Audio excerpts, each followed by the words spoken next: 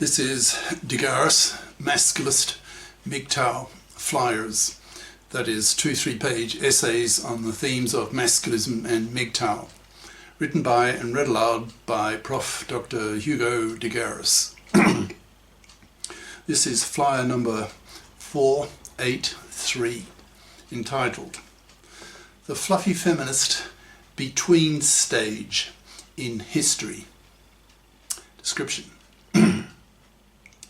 This flyer claims that the fluffy feminists are only midway in their gender political development. They still have fluffy feminist attitudes towards men, and it is those attitudes that so oppress men, especially in the divorce courts, which are now so toxic for men that these fluffy feminists have become indirect genociders who have to be stopped. Masculists have, as one of their basic goals, is to convert fluffy feminists from being monoconscious to being biconscious, so that men can be liberated from fluffy, decades-lasting man-slavery, etc. Now, fire itself.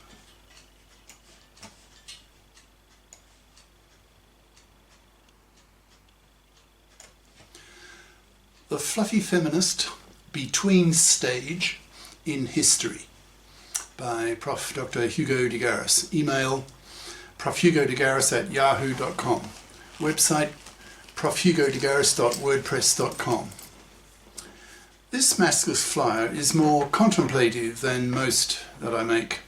Sometimes I try to take a broader perspective on the issue of men's lib, trying to see the big picture as a future historian would see it. So this flyer is more a bird's eye view of the predicament that today's men are in, and provides a bird's eye view of what is needed to change that predicament. I'll start with the predicament and lead on from there.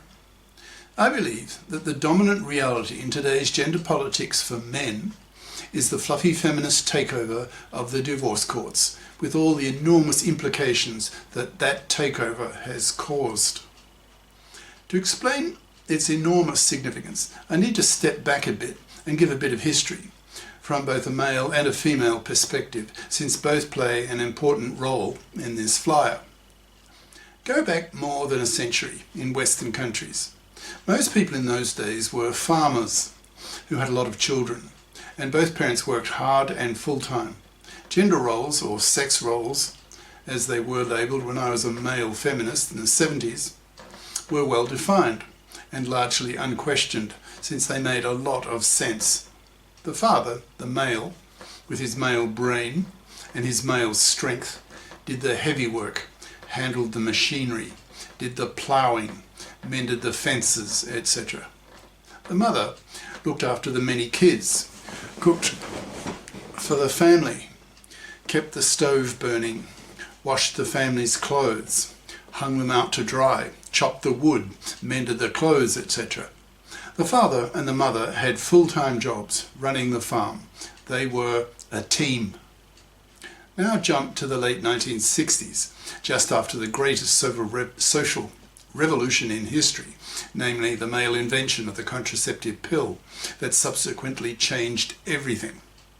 For the first time in history, women had truly reliable contraception, so were able to separate reproduction from sexual recreation, which was hugely liberating for women. Now that women were able to choose the number of kids they wanted, they typically chose 0, 1 or 2. Over the decades since World War II, men have given women science-based medicine, a life expectancy of 85, household gadgets, higher education, etc., so that women now have a career window of half a century. Even those women who take 6 years off work to raise their small children at home, until the second one is off to kindergarten or to play school, still have a career window of half a century. And that reality is truly liberating for men. But I'm getting ahead of myself in this gender political history. Women are conservative. They are not the great innovators the way men are. They invent almost nothing, create almost nothing, build almost nothing. Women have always seen men as a means to make life easier for women to have babies and to raise them.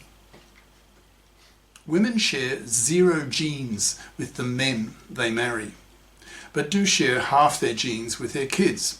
So when a divorce comes, she feels no loyalty towards her ex-husband because she has no genes in common with him. Her priority after the divorce is to take care of herself and her kids, who she feels are part of her in the sense that they grew in her body and in the sense that her kids share half her genes. The ex-husband, however, in her eyes, is a mere plough horse, a provider of resources to make her life easier in growing and raising kids. Women have always looked on men as existing on this earth to pay for women to have babies, which is pretty much a masculist mantra by now.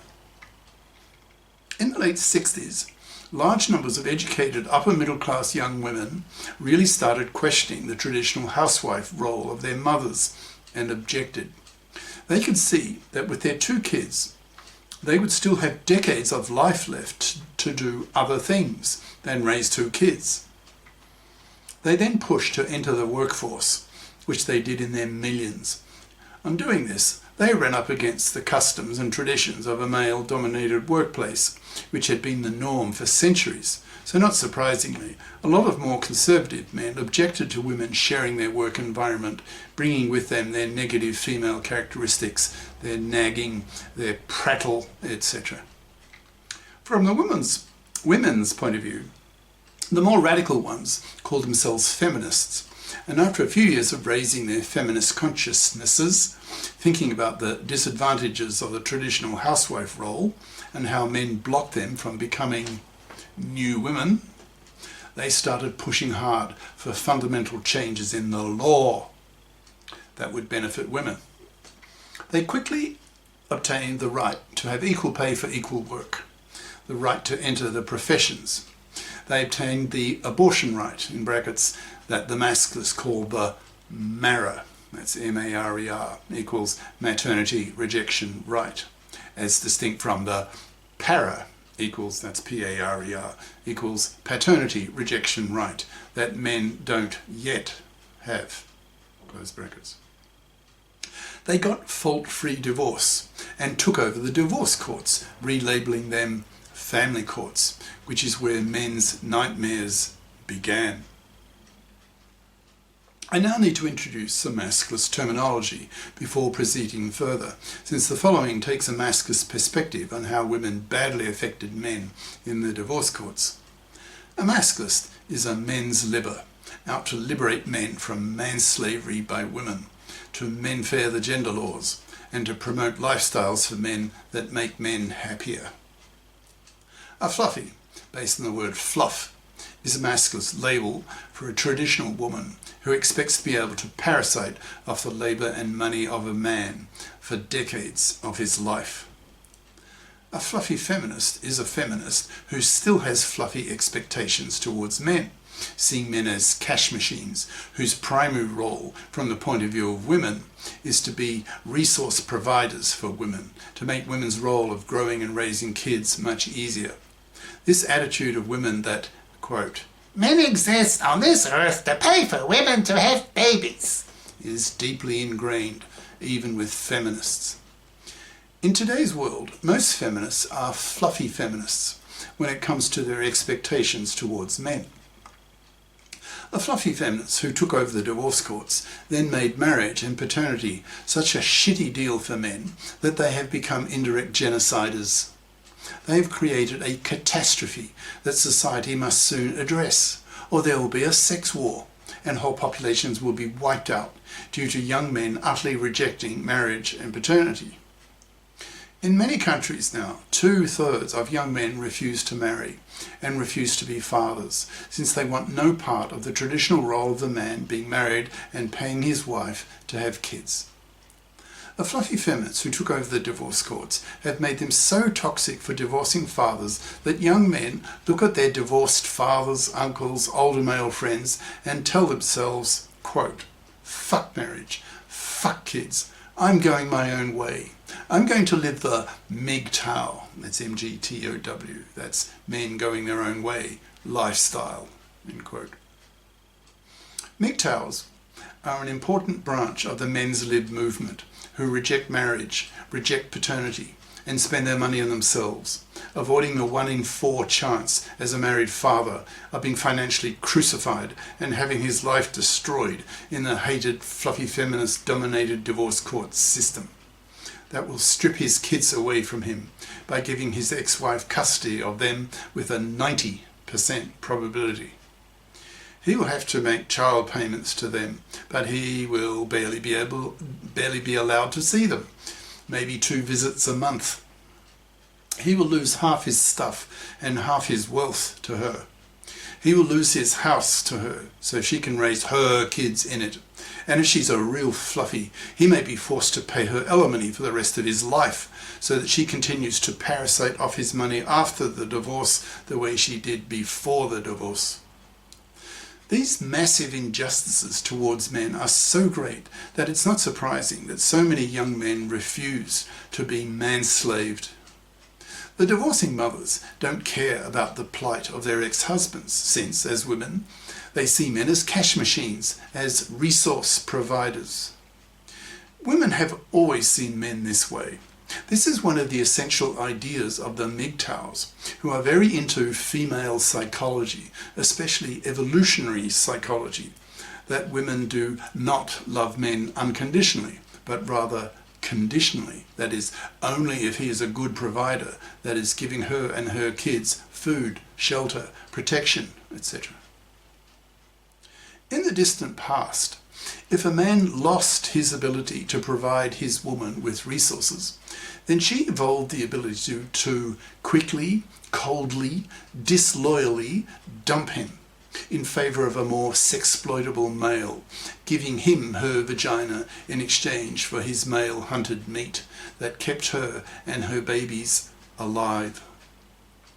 This idea, the MGTOWs label the red pill, taken by analogy from the movie The Matrix. In the movie, to swallow the red pill meant choosing to know the very negative truth, that is, in MGTOW terms, that women do not love men the way men love women, that is, more unconditionally. That is, men love women for women's sake.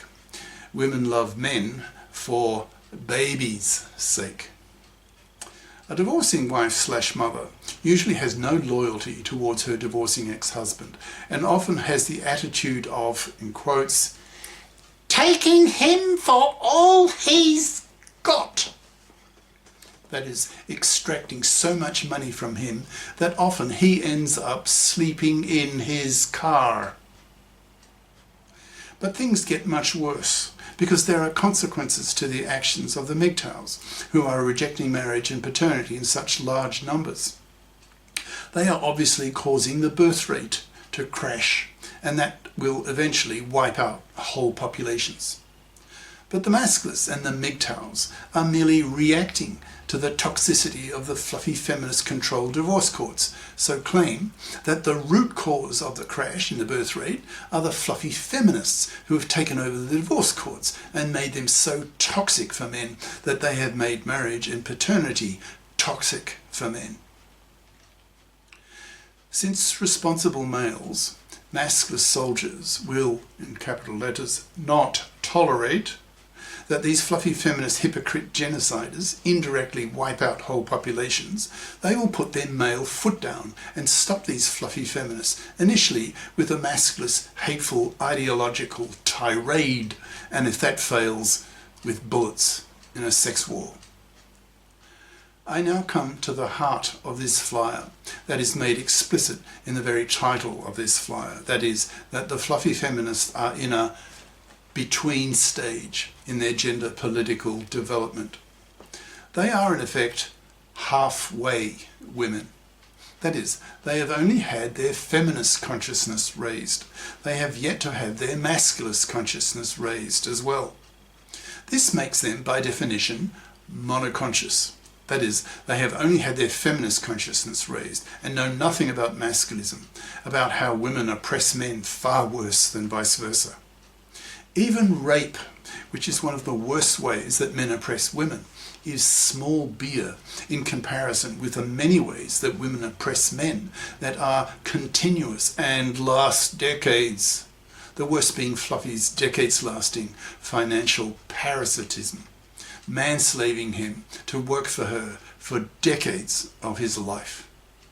Masculists are out to change all this. They understand why the fluffy feminists react towards men as they do.